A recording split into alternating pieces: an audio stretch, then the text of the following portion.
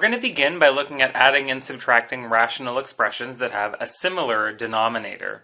Remember that if we want to add regular fractions with a similar denominator, what we do is we add together our two numerators, and we keep our original denominator. In the case of our fractions, we'd add together the 3 and the 2 to make 5, and keep the original denominator of 7. This is the same strategy we're going to use with rational expressions. So in this case, we want to add together our two numerators and keep our original denominator of x plus 1. And we can do a little bit of collecting of like terms to get 7x plus 3 in our numerator, and our denominator will stay as x plus 1. There are a couple of notes that I want to go through before we start working through a couple examples. The first one is we have to be really careful about subtraction of rational expressions. Remember, when we subtract, we're going to have to distribute a -1 to all of our terms in the fraction that's after our minus sign. So I've changed our question. Our question on the last slide had a plus sign in between these two rational expressions. So what happens if we change that plus sign to a minus sign? What is our simplification going to look like? Well, we're going to keep the 3x plus 2 the same. Then we're going to put down our minus sign, and then I tend to put brackets in place here for our second set of terms. So we'll get a simplified fraction that looks like this, and then it's up to us to distribute the minus sign through this expression to get something like 3x plus 2 minus 4x minus 1. So a lot of students will remember to put the negative in front of the 4x, for example, but forget to put it in front of the second term, which is a positive 1. The second note is don't forget to fully factor when you get to your final answer. Some of the questions are a bit bigger, and by fully factoring at the end, you can simplify and put your fraction in simplest form. And the third note is I want you to keep track of your restrictions as well. After the addition or subtraction step, and after we've fully factored, but before we simplify our expression, is when we work at our restrictions. So let's work on adding a couple of rational expressions together. Let's begin on the left, where we have 3x over 2x plus 3, plus 5x over 2x plus 3. Now remember, our strategy here, because the denominators are the same, is to simply add together our numerators and then keep our original denominator of 2x plus 3. Now we do have to do a little bit of extra work here to collect our like terms in the numerator, so we should get 8x over 2x plus 3. And if we're after our restrictions, we have to make sure that 2x plus 3 is not equal to 0. We could subtract 3 from both sides, and then finally divide by 2 to get that x is not allowed to be -3 over 2. Over on the right-hand side, we again have the same denominator, so we're going to subtract our two numerators. So we'll get 3 minus 10 in the numerator over x plus 4. And when we simplify 3 minus 10, we get -7. And if we're after our restrictions, we need x plus 4 is not equal to 0. Or this is the same thing as saying x is not equal to -4. Let's work through just two more examples where our numerators are a bit more complicated. Over on the left-hand side, we do have a similar denominator, so we can add together our numerators. So here we get 4x plus 3 plus 3x minus 8. And everything should be over 2x minus 7. Notice here that because I have a plus sign in between my two fractions, I don't have to include any brackets here when I'm adding. So our last step here would just be to collect all of our like terms in the numerator to get 7x. 3 minus 8 will give us -5. And our denominator, of course, is 2x minus 7. And if we do want to find our restrictions, we set 2x minus 7 not equal to 0. Add 7 to both sides, and then divide by 2 to get x cannot be 7 over 2. One final example over here on the right. Now here's where we have to be a little bit careful because the sign in between our two fractions is a minus sign or a negative sign. So when I go to subtract, what you'll see me do is I'll write down my subtraction sign and then I'll put my two values, my two terms, in brackets. So this means that we have to distribute our minus sign to both of our terms inside of the brackets. So in this case, what we really have is 2x plus 3 minus x plus 2. And our final step here is to collect all of our like terms. So we have 2x minus x and 3 plus 2 for 5. And of course our denominator will stay the same as x squared minus x minus 30. And you should double check for yourself that you do indeed get these two restrictions. If you want to check that, you should factor your denominator and see what factors you get first. Now that we know how to add and subtract when we have the same denominator, we might be interested in adding and subtracting rational expressions that have different denominators. In this case, again, I want to reiterate the procedure we saw with fractions.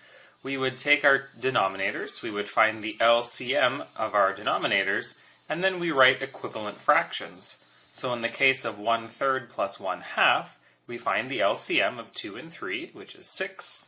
We rewrite 1 over 3 as 2 over 6, and we rewrite 1/2 as 3 over 6. Now that we have the same denominator, we can add our numerators. 2 plus 3 is equal to 5. So this is the same procedure we follow for rational expressions. So a particular example, here we have 1 over x plus 2 plus 1 over x minus 1. We could find the LCM of these two denominators, which is just the multiplication of the two denominators together. And we rewrite our fractions. 1 over x plus 2 becomes 1 times x minus 1 over x plus 2, x minus 1. And this fraction, 1 over x minus 1, becomes x plus 2 over x plus 2, x minus 1. Now that we have the same denominator, we can go ahead and add our two numerators together to get 2x plus 1. So let's work through some more examples so you can see this procedure in its entirety. If we would like to subtract these two rational expressions, the first thing we have to check is their denominators. Since the two denominators are not the same, we're going to try factoring this denominator and seeing if we can find the LCM of our two polynomials. So we're going to scan through our integers and try to find two integers that multiply to give us -6 and add to give us -1. And those integers are 3 and 2. And if we have -3 plus 2, that should give us our -1 that we need. So over on the side, we can do a little bit of work. The LCM that we're going to use will consist of the factors x minus 3 and x plus 2. This denominator has one factor of x plus 2, as does this one. So let's include that one factor. This denominator has one copy of x minus 3. This denominator has 0 copies of x minus 3, so the LCM is going to take the one copy because that's the most. So here's our LCM. This means we can rewrite these two fractions using our LCM. Notice that as we move from this fraction to this fraction, our denominator hasn't changed. That means our numerator is also not going to change. As we move from this fraction to this fraction, we have multiplied by x minus 3. So we need to multiply our 3 by x minus 3 so that we have an equivalent fraction to our first. Now we can go ahead and subtract our two rational expressions, and we're going to copy down our first numerator, followed by the subtraction sign, and I'm going to use brackets here before copying down my second expression here, my second numerator. Now, it looks like a bit of a mess over here, so let's try to expand out inside our brackets. So we should get 2x minus 3x minus 9. And one more distribution using our negative sign, we're going to get 2x minus 3x plus 9. So our final answer, we're just going to collect our like terms. 2x minus 3x would give us negative x plus 9 over x plus 2, x minus 3. And if we did have to state our restrictions in this particular question, we take a look at our denominator. Since we haven't cancelled off any factors, our final denominator is okay to look at. We have that x is not allowed to be negative 2, and x is not allowed to be positive 3.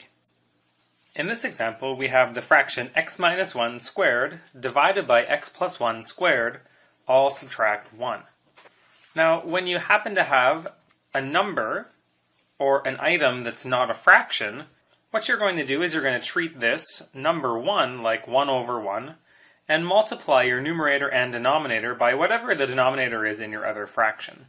So in this case, we're going to multiply our 1 over 1 by x plus 1 squared over x plus 1 squared. So we're going to get something that looks like this. 1 times x plus 1 squared over 1 times x plus 1 squared is really just x plus 1 squared over x plus 1 squared. So we don't even really need to worry about these 1's here. So what we're going to do is we're going to do a subtraction of x minus 1 squared subtract x plus 1 squared all over x plus 1 squared. Now it's going to be up to us to expand these terms inside of our numerator. So I'm just going to rewrite these in a bit of a different way. I'm going to write this as x minus 1 times x minus 1, and then subtract x plus 1 times x plus 1. And if we distribute through our first term, we're going to get x squared minus x plus 1. Okay, be careful here to keep the brackets because we're going to have to distribute a minus sign through. But working through the x plus 1 times x plus 1, we get x squared plus x plus 1. Now, like I said, we're going to have to distribute this minus sign through all of our terms here, and that'll give us minus x squared minus x, and minus 1. So our final step here is just to simplify everything. It looks like some of our terms are going to cancel off. We're going to have an x squared minus x squared for 0, and a 1 minus 1 for 0. We have 1, 2, 3, 4 negative x's. And we're going to keep our denominator as x plus 1 squared. So here's our final answer. And if you do want to work with the restriction, since we haven't canceled anything off, our only restriction would be x is not equal to minus 1.